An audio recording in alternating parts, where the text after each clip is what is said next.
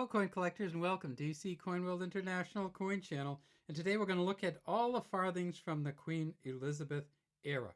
Now of course you know if you collect United Kingdom coins that Queen Elizabeth became queen in 1953 and they stopped making the farthing in 1956, and so you're kind of wondering why we have those two over there from 1952. So let's kind of get this light set up, and let's start with those two from 1952. So in 1952, of course, Queen Elizabeth's father was the king, and these are the George VI farthings, and you can see that it says Georgius VI, Georgius VI, by the grace of God, King of all Britons, Brit Om Rex, Defender of the Faith. And then way down deep underneath here we see an H and a P for Thomas Humphrey Paget, who was the engraver of these.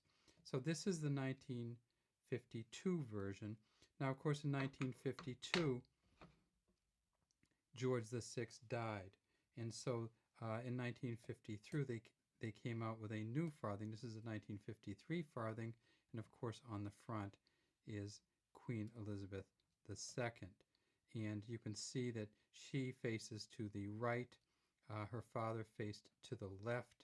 If we look way down in here, they did something interesting, and that is they did not put the engraver's initials on this one, though I think many people from the United Kingdom think that this is the most famous engraving of all. And this, of course, is the Mary Gillick first portrait of Queen Elizabeth II. Came out in 1953 on this coin, and it says Elizabeth II, Dea Grath, by the grace of God, Brit Om Regina. So the difference in Latin between king, which is Rex, and Regina, which is queen, adds letters on. And then this Mary Gillick portrait was just so fine. She's wearing a laureate wreath for her on her head, with the tie in the back and the ribbons flying out the back. This Queen Elizabeth was 29 years old at the time of this. You can see that there are beaded outer rim on this, and then if we flip it over, we can see that there is a beaded rim, and many of them get worn down like this, so the beads become part of the edge. So this is a 1953 farthing coin. A farthing coin in Britain was worth 1/4 of a penny. And because there were 240 pennies to the pound, that meant that this farthing was 1/960th of a pound. Unfortunately for the British economy in 1953, it still bought things. So imagine what 1/960th of a pound would buy you now, which is like a tenth of a cent, tenth of a penny, British penny. But it did buy something in 1953 because following World War II, it took a while for the British economy to rebuild, and for them to just rebuild the buildings and everybody to get back on track, and for them to rebuild the workforce for all the men and women that had died during World War II. So this is the 1953 farthing, the first Queen Elizabeth farthing, and there are some rarities to the Queen Elizabeth farthing, and we will look and explain to you what they are. Now the first of the rarities involves this cross on the front. Now there are some versions of this farthing where the cross on the front goes straight up and hits a dot. This is called the obverse when you list at the front, or the obverse. If that goes straight up and hits a dot, it's going to be more rare than if it doesn't. So if it hits a dot, you have one of the rare ones, and you see neither one of these crosses go straight up and hit the dot. Both of them go straight up between the dots up there. And let me magnify this so you can see that better. So see, if you go straight up this cross, it hits a space in between, and straight up this cross, it hits a space in between. Now that's not the only anomaly of these coins. There is also one that's on the reverse, and it's where it says farthing. So let's look at these two reverses and see if we have anything here. And when we look at the reverses, one of the things, of course, we want to look at is the initials right here. This is a Eurasian Wren, like Sir Christopher Wren, W-R-E-N. And so here on the back, what we see is the engraver's initials, and that's Harold Wilson Parker. And if we, this is pretty much as magnified as it's going to get. I don't really see the H, but I definitely see the W and the P. And so Harold Wilson Parker's engraving initials. Now, if you want to find the two different back sides or reverses of the farthing, what you do is you look for this F. If the F hits a dot, that's one reverse. That's actually called the B reverse. F hits a dot, that's a B reverse. F between the dots, that's an A reverse. So what you want is you want an F between the dots for the most rare of them, and you want the cross on a dot. That would be, they call that the 1A.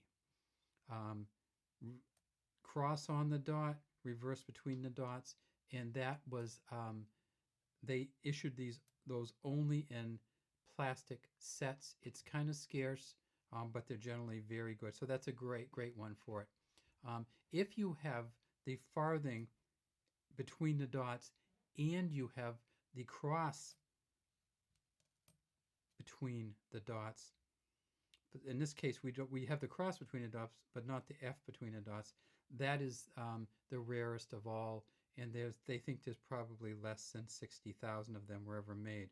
So look for the farthing between the dots, the F, and the cross on the dot, and that's your most expensive or rarest Queen Elizabeth 1953. Now the other years don't have the same kind of things about them. Mostly they just kind of go through. Now remember that 1953 was, of course, a coronation year, and that in 1953, because of the coronation, we kept the United Kingdom kept the Brit Omni on here.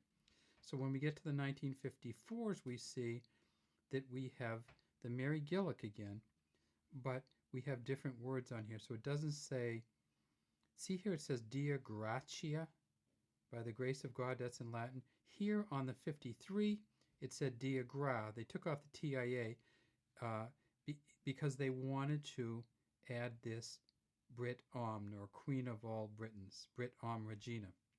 So this one, you'll notice the letters are bigger. And the portrait actually seems smaller, but it isn't, I don't believe. I think it's just that the letters are bigger on the 54 and after ones. So in 1954, they made the farthing, and they did not have a bunch of different ones that people collected. They were pretty uniform. You know, the F went between the dots on most all of them. I think maybe all of them that I know of. And the cross went between the dots. Let's see if we can just show you that too. Cross between the dots right there. Yeah, so that's a 54. Next up is the, that's another 53 that kind of snuck in there. Let's look and see if we can find, there's a 55. 55, same kind of back. Same front in the Mary Gillick. 56. This one looks like it's been cleaned. And you can kind of see sometimes you get a little bit of a rubbing in there.